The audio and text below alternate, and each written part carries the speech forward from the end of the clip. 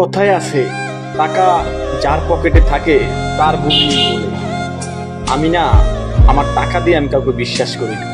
টাকা এমন একটা জিনিস যে যার কাছে যাইবে শুধু তার কথাই বলবে।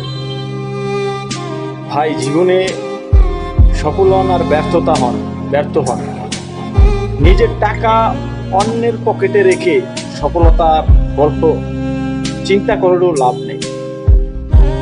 তাই নিজের টাকা অন্যের পকেটে রেখে সফল হওয়ার চিন্তা করবেন না।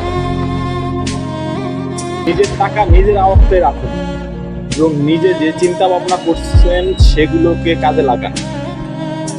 আর নিজের টাকা অন্যের পকেটে দিয়ে সফল হবেন, কোটি টাকার মালিক হবেন, ওই চিন্তা কখনো করবেন না।